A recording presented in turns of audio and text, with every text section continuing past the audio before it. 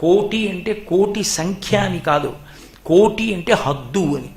కామ కోటి, కామ అంటే కోరికే, కోర్కెల యొక్క హద్దు మీద ఆవిడ నిలబడి ఉంటుంది. అంటే నువ్వు ఏం కావాలి అడుగు.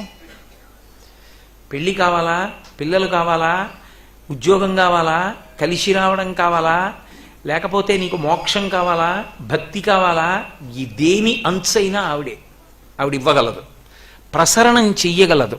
మీరు ఒక్కటే గుర్తుపెట్టుకోవాలి, కదలిక చేత ప్రసరింపబడితే అమ్మవారు, కదలికలన్నీ ఆగిపోతే శివుడు. అసలు అది తత్వం. కదలికలు కదిలి కదిలి కదిలి కదిలి ఎక్కడికి వెళ్ళాలంటే ఇక కదలిక లేని స్థితికి వెళ్ళాలి. కదలిక లేని స్థితికి వెళ్ళడానికి పనికిరాని కదలికలు పనికి మాలిన కదలికలు, దానికి అర్థం లేదు ఇంకా.